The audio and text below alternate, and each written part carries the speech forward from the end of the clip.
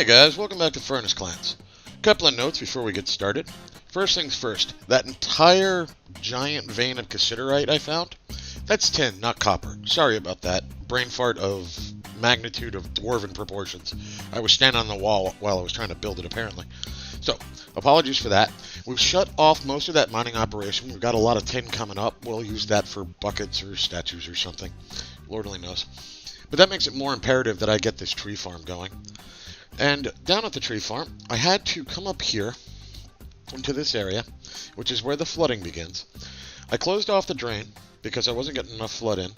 And I also floored up all of the ground here because I was getting trees and stupidity and I was afraid of water blockage. So while I was in there, I just floored everything up.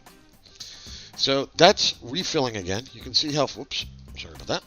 You can see how far I got to last time. It's just catching up now. It will take it a while, but that's fine.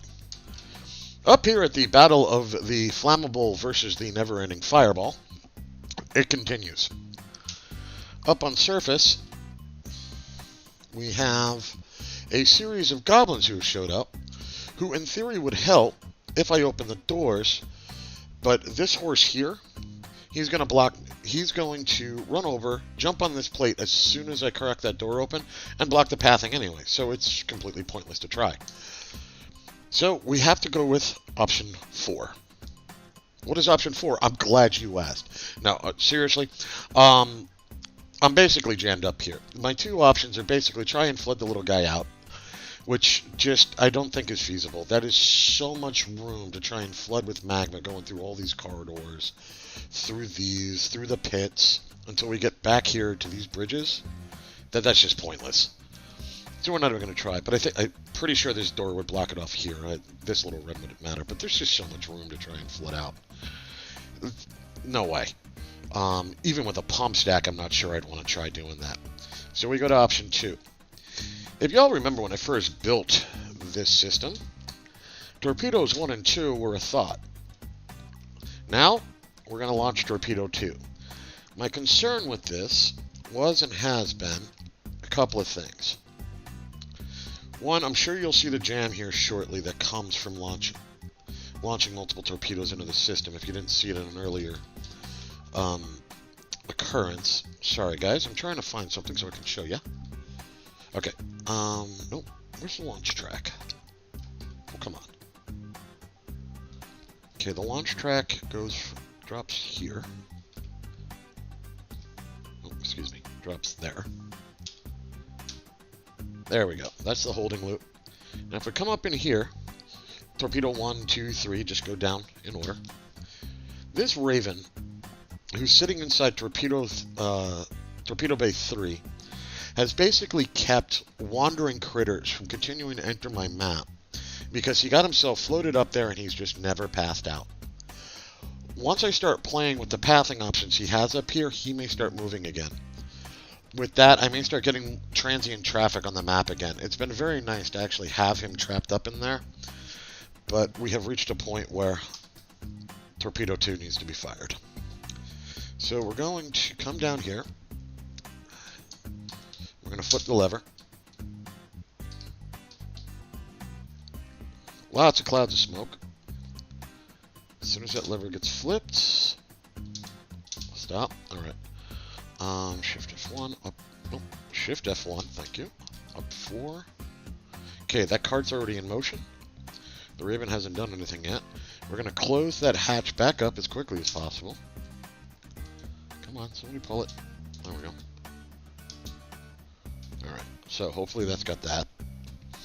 Now you notice our cart's coming here. Let's see what happens. Alright. Smack the Plains Titan in the leg. Took a piece out of the corpse he was shooting at too. Now it should come down here and play dominoes with this. Doink. Okay, now who's still alive over here? Just the Titan.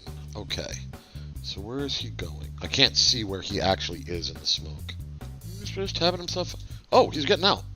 Maybe. Damn. Almost got him out of here. Guess who's wandering out of the fort? Up he goes. Alright, we're going to go shut the front door. I think that's the front door. This is why I make notes. Oops. Alright, let's make sure he gets slammed out and he doesn't break my bridge by wandering back in. And what we'll do is we'll decart those mine carts. We'll take a look over here for corpses. Okay, the front door is sealed up. So now we're going to go over here. We'll want to do this quickly. Cart return bridge.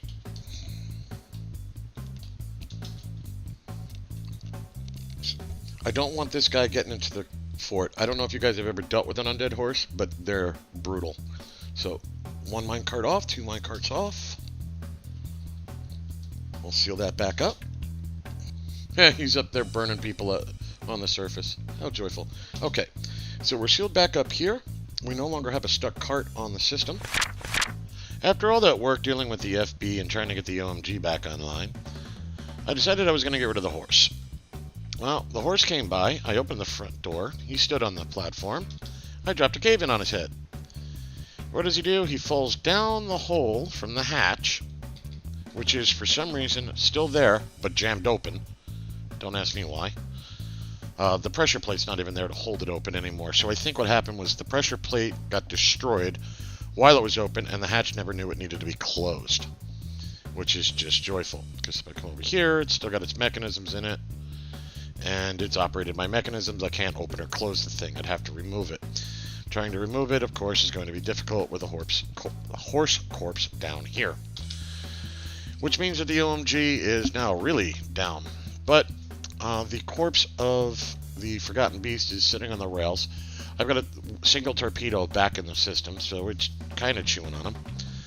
I went upstairs to try and work on repairing the ice tower, but as soon as I opened the bridge, there's a pack of undead all up through this area, and they just came charging in trying to get into the fortress, so that's just not available for me. Looks like the surface is off limits again. Yay.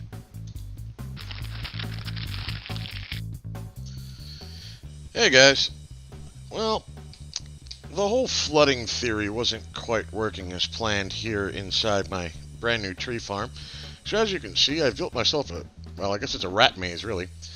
The big problem was that much edge, it was just evaporating too much. So what I'm hoping to do is by creating these runnels, that the edge of the water flow won't dissipate quite as badly if it's forced into a smaller contained area. So we're going to see how that theory works now. Figured I'd give you guys an eyeball on that, and we'll see how things go. Hey guys, sorry if you can hear the kids in the background, they're outside playing, but it appears the tree farm rat race maze, or whatever, is working out as kind of planned. You'll notice I've got a nice 5-6 stack here. Earlier, when it was just spreading across like this, the highest I ever got near the entry point was a 2-3. So I think this will end up working out. It will probably take a dwarven year, but I think it'll work out. So we'll come back to this in a while. We're just going to leave the door sealed up, right? Yeah, door sealed up. And we're going to make sure that that works out. Now, there was something else I wanted to show you guys, which one of the viewers had mentioned. And I figure, hey, it doesn't hurt to show off exactly what's going on with this. If you look in DF Hack, there's a software called Workflow, and I believe it's part of that anyway, but it's an add-on. And one of the things it does is it allows you to change materials used to create something. This in particular, if I remember correctly, was originally built to deal with materials that nobles requested. But let me show you a neat trick with this. It's a way I could use the tin. I consider it relatively cheaty, particularly in vanilla for doing this, but it doesn't hurt to comment on. So if I come in here, oops, sorry about that. If I come in here and I make iron bolts, right? Now if I hold down Alt and hit A, you'll notice here, make ammo, no worker. I can change the input item and the material. If I change the material and I come in here to inorganic, I can come down and create tin bolts. This will make 25 bolts. Yeah, we'll just let them make some. Similar to as if you had made iron bolts, it would take 1 bar of iron to make 25 iron bolts. You could make them out of tin. Tin, copper, who cares at that point? Okay, it's active. And you'll notice, if we come in here under the T menu, you'll notice it's using 10 bars. And if you look here, we get 25 tin bolts. So I could, in theory, use that to use the tin as though it was copper. I'm just not real comfortable with doing that. It's kind of like cage traps to me. It seems kind of cheaty. If we get to that point, I may do it. But in general, I don't typically like doing things like that. I mostly use them to correct game bugs or to deal with the nearly impossible things that sometimes the game sets up because it's still in development. I don't typically like doing that as a solution. Other than that, we're just kind of chilling out. Our FB is still stuck on the rails. Our horse is still stuck down here. Until I can ammo up all my guys, it's not like we can go and engage that horse, because as soon as we go after him, we're going to have to kill him quickly, and preferably at range.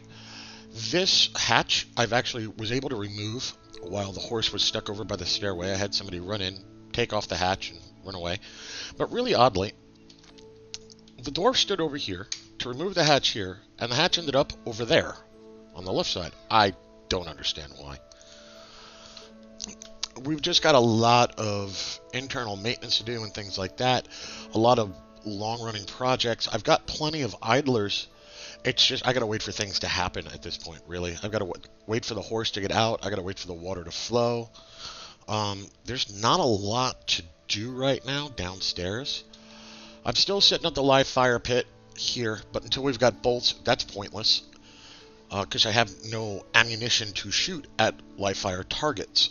What I'll eventually do is I'll grab a couple of dogs that are dying of old age and stuck them in there. And eventually I'll also fill in this little magma pipe here. But I'm actually going to use that to put the animals down here for live fire. I may dig out a little area over here where I can pit targets into. We'll see how that goes. But I'll have to get back to you on that one. This will end up this episode of FurnaceClans, and thanks for watching. I'll see you next time.